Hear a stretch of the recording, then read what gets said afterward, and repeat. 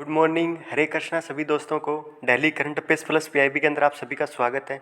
आज है 7 जनवरी और इस वीडियो के अंदर 7 जनवरी की जो महत्वपूर्ण करंट अफेयर्स हैं, महत्वपूर्ण सुर्खियाँ हैं करंट अफेयर्स की, वो कवर करने वाले हैं। इसके साथ में लास्ट में, इस वीडियो के लास्ट में 5 करंट अफेयर्स के क्विज डिस्कस करेंगे। मैं आपको कल बोल रहा था कि कुछ वन लाइनर जो करंट अफेयर्स हैं जो इस वीडियो के अंदर कवर नहीं हो पाते, उनको आज 5 करंट अफेयर्स क्विज के रूप में कवर करेंगे। वीडियो के एंड तक बने रहना दोस्तों। आइए स्टार्ट करते हैं। सबसे पहले ईडब्ल्यूएस कोटे को लेके जो आय मापदंड है, इकोनॉमिक वीकर सेक्शन आरक्षण है, 10% आरक्षण प्रदान किया गया है।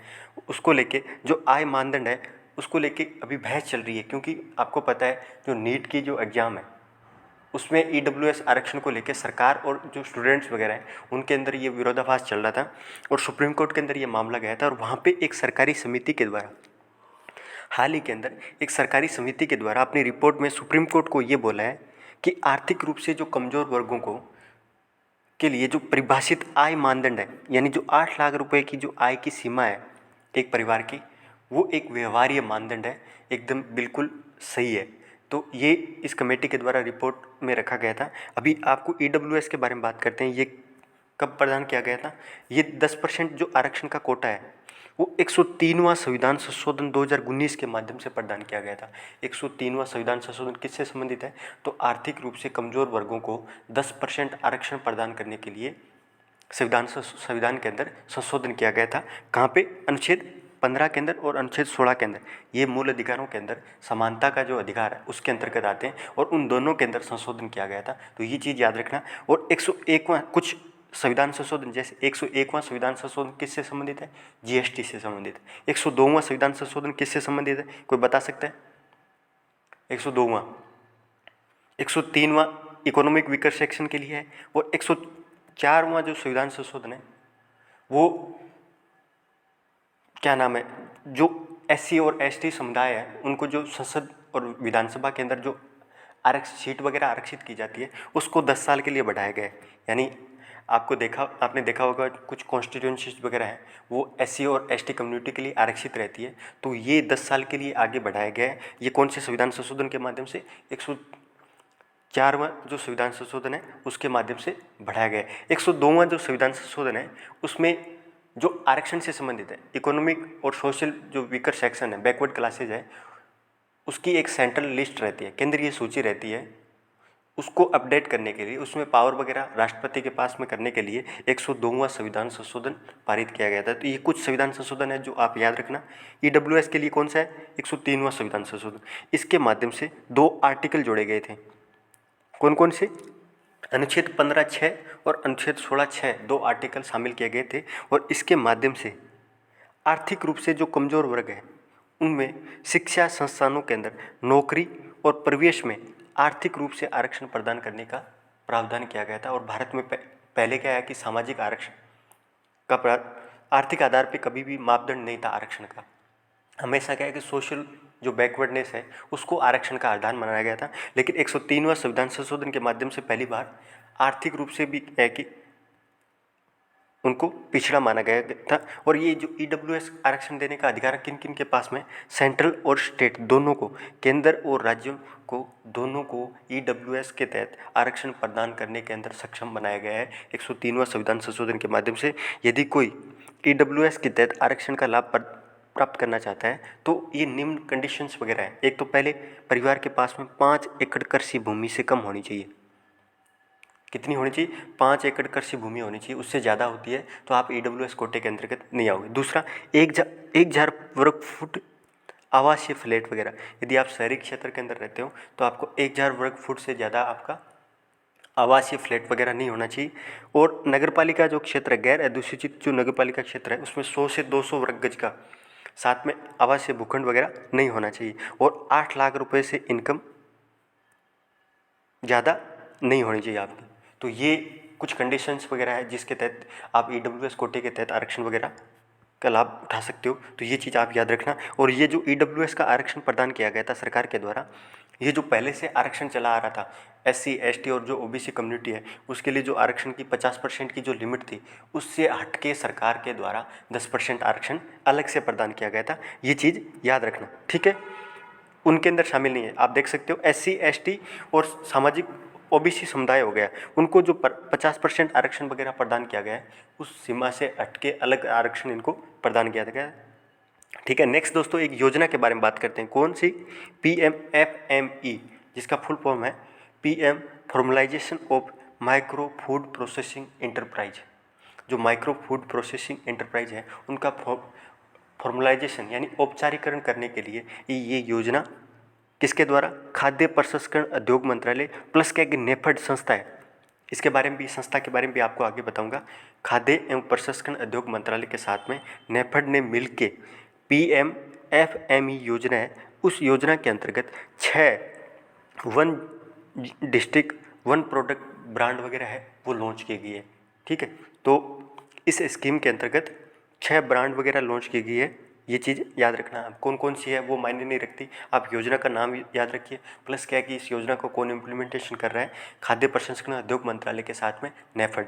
तो ये चीज़ याद रखना। इसमें मुख्य काम क्या है कि जो माइक्रो फूड प्रोसेसिंग एंटरप्राइज है उनका औपचारिकरण सरकार के द्वारा किया जा रहा है। और हालांकि सरकार ने क्या है कि 10 ब्रांड, मंत्रालय ने ब्रांडिंग और विपणन मार्केटिंग के लिए घटक के तौर पे वन डिस्ट्रिक्ट वन प्रोडक्ट के अंतर्गत 10 ब्रांड विकसित करने के लिए नेफेड के साथ में समझौता किया गया था और 6 को अभी लॉन्च भी कर दिया। ठीक है, ये आत्मनिर्भर अभियान जो सरकार के द्वारा आत्मनिर्भर अभियान पैकेज लॉन्च किया गया था, उसी के अंतर्गत ये योजना वगैरह है वो लॉन्च की गई थी। इस चीज़ का याद रखना।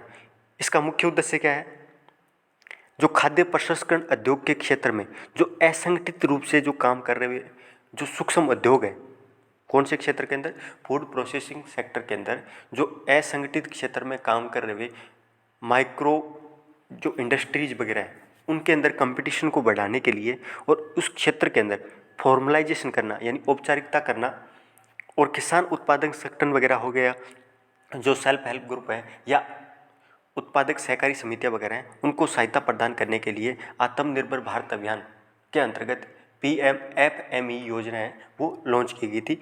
5 साल के लिए लॉन्च की गई थी, 2020-21 से 2024-25 के लिए योजना वगैरह लॉन्च की गई थी। और ये जो योजना है ये वन डिस्ट्रिक्ट वन प्रोडक्ट के दृष्टिकोण पे आधारित है। ये क्या है दोस्तों? One district plus one product. तो आप समझ ही गए होंगे, ये जापान की वैसे अवधारणा है जिसमें क्या है कि एक जिला का जो कुछ जिलों के अंदर खास विशेषता वगैरह रहती है, जहाँ पे क्या है कि वो प्रोडक्ट वगैरह बहुत ज़्यादा क्या है कि एक तरह से क्या है कि प्रोडक्शन वगैरह होता है, तो उसको और ज़्यादा बढ़ावा देने के लिए उसकी मार्केटिंग वगैरह करना, उसकी कुछ प्रोसेसिंग वगैरह जब प्रोडक्ट वगैरह है, तो इसलिए क्या है कि एक ज़िले के अंदर एक उत्पाद को विकसित करने के लिए इस स्कीम के अंतर्गत किया जाता है। ठीक है, ये चीज़ आप याद रखना। अब आपको नेफ्ट के बारे में बताता हूँ। नेफ्ट की फुल फॉर्म क्या है? राष्ट्रीय कृषि सहकारी विपणन फेडरेशन ऑफ इंडिया लिमिटेड। तो इसके नाम से पता चल रहा है कि ये किस क्षेत्र के अंदर कार्य कर रही है? कोऑपरेटिव मार्केटिंग के क्षेत्र में काम करती है नेफ्ट, राष्ट्रीय कृषि, ठीक है, NAFED। ठीक है, ये भारत में कृषि उत्पादों संबंधित विपणन सहकारी समितियों का एक शीर्ष संगठन है। मार्केटिंग के क्षेत्र में काम करती है। कोई भी प्रोडक्ट वगैरह रहता है उसकी कैसे मार्केटिंग की जा सकती है, तो वो प्रोडक्ट के जो जब उसका निर्माण वगैरह उसकी मैन्युफैक्चरिंग हो रही है तो उस टाइम क्या क्या ऐसे इनपुट वगैरह उसमें डाले जा सकते हैं ताकि क्या है कि उसकी और अच्छे से मार्केटिंग की जा सके और ज़्यादा उसका एक्सपोर्ट वगैरह हो गया या उसको क्या है कि सेल वगैरह किया जा सके, इनकम का स्रोत वगैरह सहकारी क्षेत्र के अंदर बढ़ सके। तो इसके क्षेत्र में ये काम करती है कृषि उत्पादों संबंधित विपणन। इसकी स्थापना कब हुई थी? गांधी जी के 2 अक्टूबर 1958 के अंदर, क्योंकि सहकारी क्षेत्र में महात्मा गांधी ने बहुत महत्वपूर्ण कुछ काम वगैरह किए थे। इसके चलते 2 अक्टूबर 1958 के अंदर नेफ्ट की स्थापना हुई थी। कौन से एक्ट के अंतर्गत ये पंजीकृत है? मल्टी स्टेट कोऑपरेटिव सोसाइटी अधिनियम 2002 के तहत अंतर्गत ये पंजीकृत है। तो नेफ्ट कौन से बहु राज्य सहकारी समिति अधिनियम के अंतर्गत आती है, ये याद रखना। 1958 में इसकी स्थापना हुई थी। ये काम क्या करती है? कृषि और बागवानी क्षेत्र के अंदर साथ में जो वन उपज वगैरह है उसका विपणन करना, उसकी प्रोसेसिंग करना, उसको भंडारण के लिए, स्टोरेज के लिए फैसिलिटी वगैरह प्रदान करना, ये सारा का सारा काम नेफ्ट के माध्यम से किया जाता है। ये चीज़ याद। नेक्स्ट दोस्तों, संयुक्त राष्ट्र की जो सुरक्षा परिषद है उसके अंदर 5 अस्थायी सदस्यों का चुनाव हुआ है, जिसके बारे में जानते हैं। हाल ही के अंदर UNSC के अंदर 5 नए सदस्य कौन चुने गए? अस्थायी सदस्य।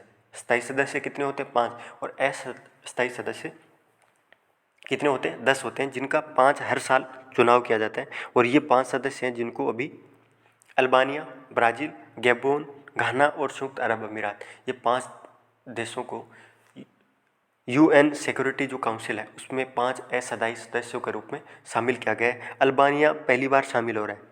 ये चीज़ भी आप फैक्ट के तौर पे याद रख सकते हो, क्योंकि यूनिक फैक्ट है कि अल्बानिया पहली बार UNSC के अंदर शामिल हो रहा है। और इस संगठन की स्थापना, जो सुरक्षा परिषद है, इसकी स्थापना 1945 के अंदर हुई थी, संयुक्त राष्ट्र चार्टर के अंतर्गत। UNSC की स्थापना कब हुई थी? 1945 में। और ये संयुक्त राष्ट्र जो UN है, यूनाइटेड नेशन है, उसके 6 प्रमुख अंगों में से एक है। ये चीज़ भी आप याद रखना कि ये प्रमुख अंग में से एक है। ये कौन कौन से हैं? UN जो यूनाइटेड नेशन है उसमें संयुक्त राष्ट्र महासभा, ट्रस्टीशिप परिषद, आर्थिक एवं सामाजिक परिषद, अंतर्राष्ट्रीय न्यायालय जहाँ पे क्या कि इसका हेडक्वार्टर हेग के अंदर है, और सचिवालय जो UN सचिवालय है। तो ये 6 प्रमुख अंग हैं जिनमें से ये UNSC भी शामिल है। तो ये चीज़ भी याद रखना। इसका मुख्यालय वगैरह कहाँ पे? सिक्योरिटी जो काउंसिल है उसका मुख्यालय कहाँ पे? न्यूयॉर्क के अंदर, क्योंकि यूनाइटेड नेशन का जो हेडक्वार्टर है वो भी न्यूयॉर्क के अंदर है। ठीक है। अब सुरक्षा परिषद के अंदर कितने सदस्य होते हैं दोस्तों? 15 सदस्य होते हैं, जिसमें से 5 स्थायी सदस्य होते हैं। कौन कौन से 5 स्थायी सदस्य हैं? जो गुने, एक तो USA, फ्रांस, जापान, रसिया और चाइना। सॉरी, जापान नहीं है दोस्तों, ये यहाँ पे UK है। ठीक है। 3 यूरोपियन कंट्री है, USA, रसिया, चाइना के साथ में फ्रांस और ग्रेट ब्रिटेन। ये 5 स्थायी सदस्य हैं और जिनका चुनाव वगैरह नहीं होता, ये परमानेंट मेंबर है। जबकि नॉन परमानेंट मेंबर कितने हैं? 10। इसलिए सुरक्षा परिषद के अंदर 15 सदस्य होते हैं। ठीक है। और 10 सदस्यों का जो चुनाव है, इनका जो कार्यकाल रहता है 2 साल के लिए रहता है। और प्रत्येक साल 5 सदस्यों का चुनाव किसके द्वारा किया जाता है? UNSC जो UNGA, यूनाइटेड नेशन जो जनरल असेंबली है, यानी महासभा है, उसके द्वारा 2 वर्ष के कार्यकाल के लिए 5 सदस्यों का जो चुनाव है वो प्रतिवर्ष किया जाता है। तो ये चीज़ भी आप याद रखना। और भारत को पिछले साल चुना गया था, और भारत का जो कार्यकाल है वो 2021 से लेकर 22 तक है। और भारत 8वीं बार अस्थायी नॉन परमानेंट मेंबर के रूप में कुर्सी पर बैठ रहा है। 8 बार, ये 8वीं बार था इस बार। ठीक है। अभी कार्यकाल अभी चल रहा है। ठीक है, ये चीज़ भी याद रखना। नेक्स्ट दोस्तों, भारत में न्यायालय में भाषा को लेके अभी विवाद वगैरह चल रहा है, उसका टॉपिक वगैरह है, तो अभी उसके बारे में बात कर लेते हैं। क्यों चर्चा के अंदर है? क्योंकि गुजरात उच्च न्यायालय के अंदर न्यायालय की अवमानना से संबंधित, यानी कंटेम्प्ट ऑफ कोर्ट का सामना कर रहे हुए एक पत्रकार को न्यायालय के द्वारा ये बोला गया था कि आप जो भी बोल रहे हो वो केवल अंग्रेजी के अंदर बोलिए, क्योंकि जो उच्च न्यायालय की भाषा है वो अंग्रेजी है। तो इसको लेके अभी मीडिया वगैरह के अंदर ये विवाद चल रहा था कि बोलने के अंदर भी क्या है कि अंग्रेजी भाषा का प्रयोग करने के लिए न्यायालय वगैरह बोल रहा है, दूसरी भाषा के अंदर सुन भी नहीं गा। तो न्यायालयों की भाषा वगैरह का क्या प्रावधान है, उसके बारे में, भाषा से संबंधित संविधान के अंदर क्या प्रावधान है, वो बारे में बात कर लेते हैं। कि भारत के संविधान के अंदर अनुच्छेद 343 के अंतर्गत ये बोला गया है कि संघ की आधिकारिक भाषा देवनागरी लिपि के अंदर हिंदी भाषा होगी।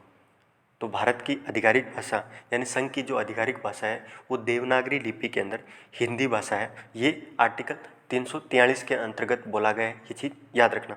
भाग कौन सा है, मेरे को आपको कमेंट बॉक्स में जरूर बताना कि संविधान में भाषा से संबंधित भाग कौन सा है, 17वां है, 18वां है, कौन सा है। ठीक है। हालांकि संविधान में ये बोला गया था कि संविधान के लागू होने के 15 वर्षों तक संघ के सभी आधिकारिक उद्देश्यों के लिए अंग्रेजी भाषा का प्रयोग भी जारी रखा जा सकता है, ये चीज़ बोली गई थी। हालांकि उसको बाद में राष्ट्रपति के द्वारा, राष्ट्रपति के पास अधिकार है कि आगे भी सरकार के जो भी आधिकारिक उद्देश्य वगैरह है उनमें अंग्रेजी भाषा का उपयोग वगैरह है वो जारी रखा जा सकता है। 15 वर्षों का प्रावधान संविधान के अंतर्गत किया गया था, उसके बाद में एक्ट के माध्यम से किया गया था। ठीक है। अभी भी अंग्रेजी भाषा का आधिकारिक भाषा जो कार्य वगैरह है सरकार के, उसके अंदर प्रयोग होता है, ये चीज़ याद रखना। नेक्स्ट दोस्तों, हालांकि जो सुप्रीम कोर्ट वगैरह है, जो हाई कोर्ट है, उनके लिए अनुच्छेद 348(1)(a) के अंदर प्रावधान किया गया है। अनुच्छेद 348 के अंदर क्या बोला गया है कि जब तक संसद के द्वारा कोई कानून के माध्यम से बदलाव वगैरह नहीं किया जाता, तब तक सुप्रीम कोर्ट और जो हाई कोर्ट वगैरह है उसकी समक्ष सारी कार्रवाइयाँ अंग्रेजी भाषा के अंदर आयोजित की जाएगी। ये आर्टिकल 348 के अंतर्गत बोला गया है, ये चीज़ भी याद रखना।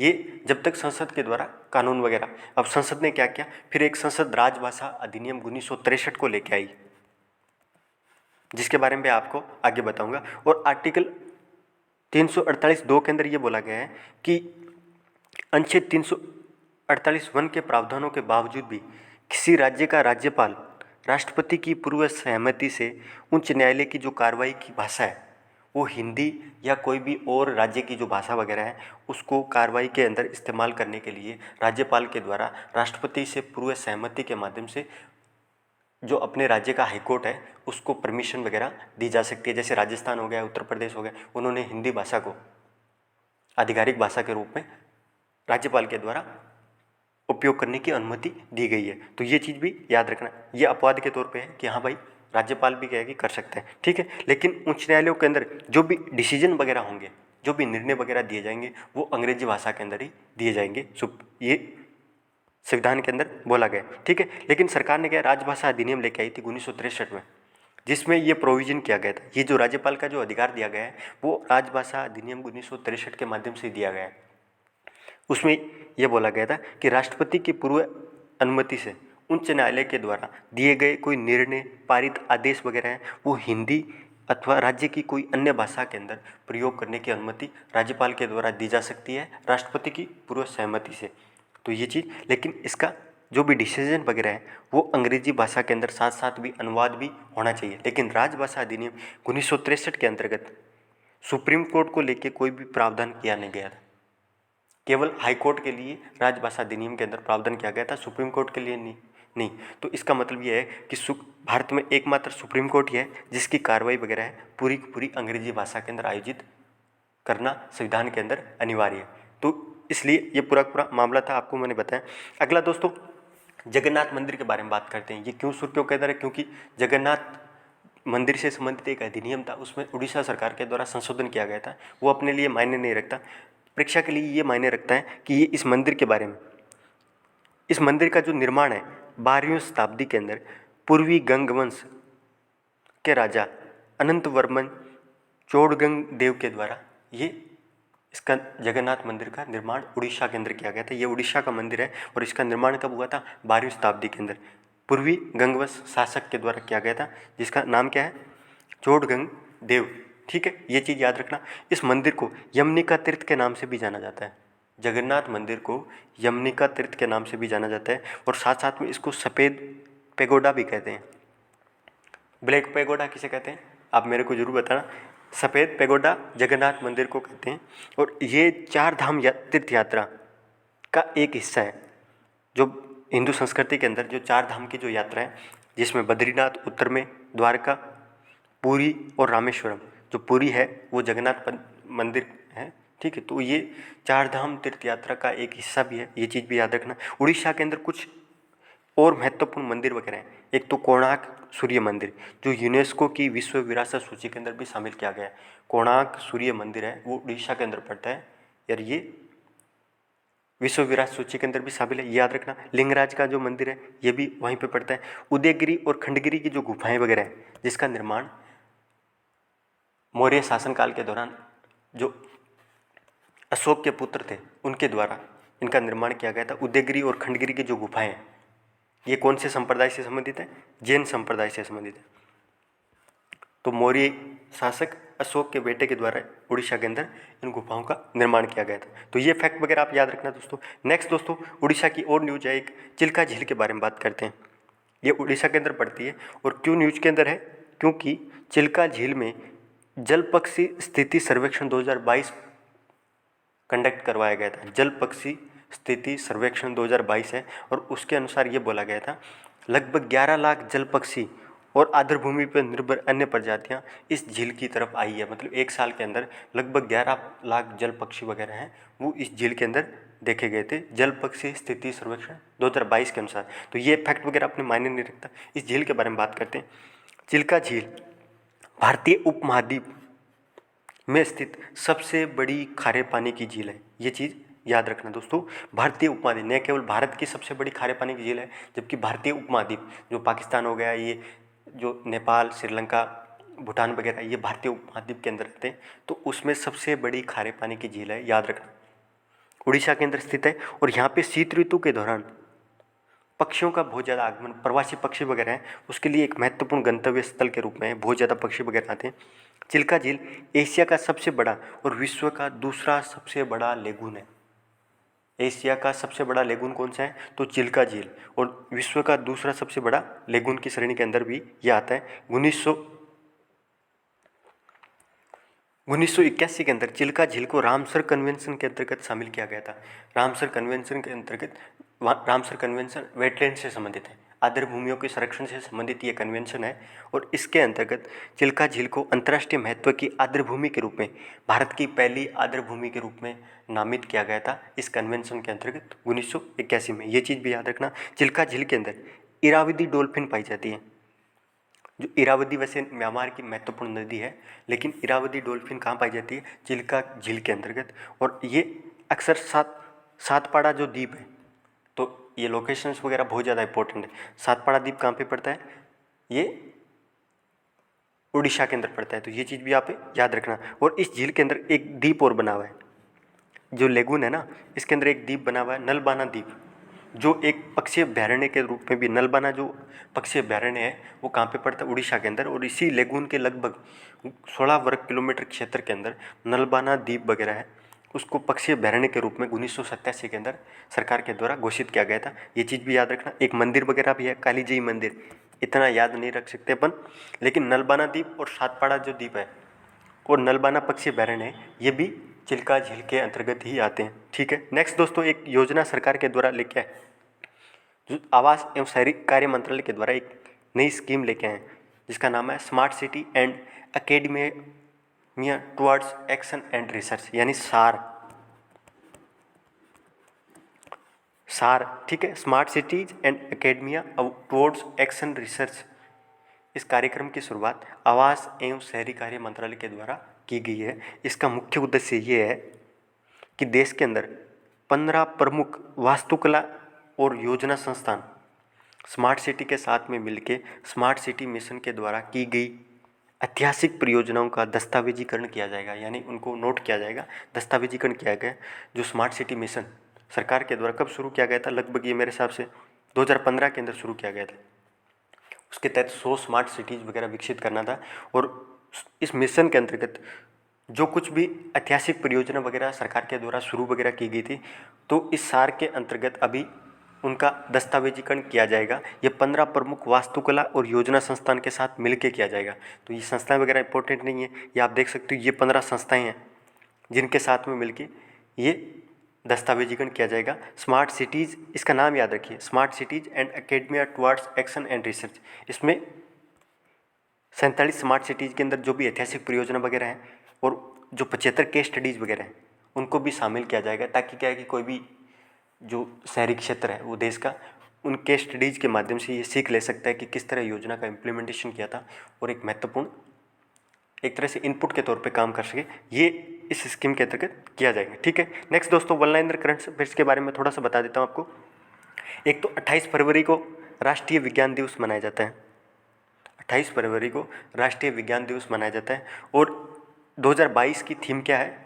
Integrated approach in science and technology for sustainable future, यानी सतत भविष्य के लिए एक तरह से जो विज्ञान एंड प्रौद्योगिकी एक इंटीग्रेटेड क्या रहनी चाहिए, सोच वगैरह रहनी चाहिए, अप्रोच वगैरह रहनी चाहिए, ये थीम वगैरह रहने वाली है। प्लस क्या है कि भारत के जो TS तिरुमूर्ति है, जो हाल ही के अंदर अभी संयुक्त राष्ट्र के अंदर भारत के स्थायी प्रतिनिधि हैं, और इनको आतंकवाद विरोधी, जो UN आतंकवाद विरोधी समिति है, उसके नए अध्यक्ष के रूप में TS तिरुमूर्ति को शामिल किया गया है। नेक्स्ट दोस्तों, अब करंट जो प्रमुख करंट अफेयर्स के जो वन लाइनर करंट अफेयर्स हैं उसके क्विज देख लेते हैं। सबसे पहले, अंतर्राष्ट्रीय सौर गठबंधन में कौन सा देश नए सदस्य के रूप में शामिल किया गया? आपको 4 ऑप्शन दे रखे हैं। आपको मैं ये बता दूं कि 101वां जो सदस्य है वो USA था, जो 26वां ग्लासगो के अंदर जो सम्मेलन हुआ था, UNFCCC का, वो तो उस सम्मेलन के अंदर US से शामिल हुआ था भारत के अंतर्राष्ट्रीय सौर गठबंधन के अंदर, और इसका हेडक्वार्टर कहाँ पे है? गुरुग्राम के अंदर। और इसकी स्थापना कब हुई थी? पेरिस सम्मेलन के द्वारा। भारत और फ्रांस के द्वारा अंतर्राष्ट्रीय सौर गठबंधन की स्थापना 2015 के अंदर की गई थी। इसका हेडक्वार्टर भारत के अंदर है और 101वां सदस्य के रूप में US से शामिल हुआ था। ये फैक्ट भी आप याद रखना। और हाल ही के अंदर एंटीगुआ और बारबुडा, ये देश है एंटीगुआ एवं बारबुडा है, वो अंतर्राष्ट्रीय सौर गठबंधन में शामिल होने वाला एक नया सदस्य। नेक्स्ट दोस्तों, टेक्नोलॉजी से जुड़ा हुआ एक क्वेश्चन है।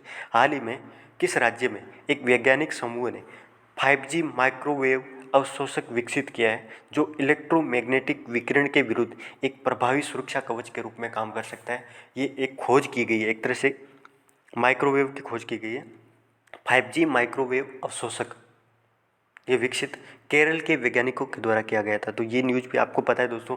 देखो किस तरह मैं आपको वन लाइनर करंट अफेयर्स जो रह जाते हैं उसको क्विज के तौर पे अपन करंट अफेयर्स छोड़ने वाले नहीं हैं। तो ये उपकरण वगैरह केरल के वैज्ञानिकों के द्वारा विकसित किया गया था। नेक्स्ट दोस्तों, नागालैंड के अंदर आस्पा एक्ट है। वो आस्पा एक्ट है सशस्त्र बल विशेष शक्तियाँ अधिनियम 1958 को 30 दिसंबर 2021 से लेकर कितने महीने तक नागालैंड के अंदर आस्पा एक्ट है उसका कार्यक्षेत्र वगैरह बढ़ाया गया? तो इसमें 6 महीनों के लिए। तो एक बार के अंदर 6 महीनों के लिए क्या है कि गृह मंत्रालय के द्वारा, किसको अधिकार है? गृह मंत्रालय के द्वारा। और इस एक्ट के अंतर्गत किसी क्षेत्र के अंदर शांति और स्थिरता वगैरह स्थापित करने के लिए, क्योंकि जिस क्षेत्र के अंदर आतंकवाद हो गया या अलगाववाद हो गया, कुछ अहिंसा वगैरह रहती है, तो राज्य सरकार की रिपोर्ट के आधार पर, राज्यपाल की रिपोर्ट के आधार पर गृह मंत्रालय के द्वारा सशस्त्र बल विशेष शक्तियाँ अधिनियम के अंतर्गत 6 महीने के लिए किसी क्षेत्र को अशांत क्षेत्र घोषित किया जाता है और वहाँ पे पूरा जो लॉ एंड ऑर्डर वगैरह है वो मेंटेन करने की जिम्मेदारी किसके पास आ जाती है? सेना के पास में। तो ये याद रखना, नागालैंड के अंदर अभी 6 महीने के लिए आसपा को और बढ़ा दिया गया। नेक्स्ट दोस्तों, दक्षिणी ध्रुव पर अकेले पहुंचने वाली पहली अश्वेत महिला निम्न में से कौन है? तो ये प्रीत चंडी है जो दक्षिणी ध्रुव है, साउदर्न जो पॉइंट है उस पर पहुंचने वाली पहली, विश्व की पहली अश्वेत महिला है प्रीत चंडी। ठीक है। नेक्स्ट दोस्तों, केंद्र सरकार के द्वारा 31 मार्च तक पैन को आधार कार्ड से नए जोड़ने पर निम्न में से कितने हजार रुपये का जुर्माना लगाने की घोषणा की है? सरकार ने ये बोला है कि आपको 31 मार्च तक पैन कार्ड को आधार कार्ड से जोड़ना पड़ेगा। यदि आप नहीं जोड़ पा रहे हो तो आपको 10,000 रुपये की फाइन भरना पड़ेगा। 10,000 रुपये की फाइन वगैरह का प्रावधान किया गया है 31 मार्च के बाद में। ठीक है। तो ये दोस्तों प्रमुख जो महत्वपूर्ण जो वन लाइनर क्विज वगैरह थे जो मैं आपके लिए लेके आया, और मुझे उम्मीद है कि मैंने कोई भी करंट अफेयर्स वगैरह है वो छोड़ा नहीं है। बस आप इस वीडियो को थोड़ा सा लाइक वगैरह कर दिया करो और कोई भी बात वगैरह हो वो कमेंट वगैरह के अंदर बता दिया करो। ठीक है। धन्यवाद भैया।